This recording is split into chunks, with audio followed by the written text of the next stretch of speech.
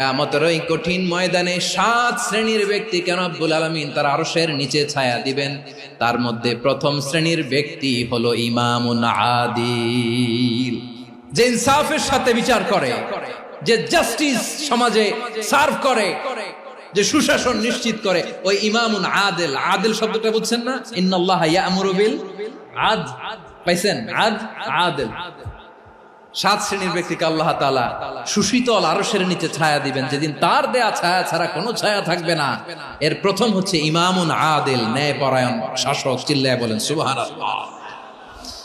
আবার বিশ্বনবী বললেন, ইন্নাল মুকসিতিনা ইনদাল্লাহি আলা মানাবিরা মিন নূর আন ইয়ামিনির রহমান। কিয়ামতের দিন যারা ন্যায় পরায়ণ হিসেবে আল্লাহর সামনে দাঁড়াবে, কিয়ামতের দিন রব্বুল আলামিন তার আরশের ডান দিকে ওই ন্যায় পরায়ণ লোকদের জন্য আরশের ডান দিকে একটা নূরের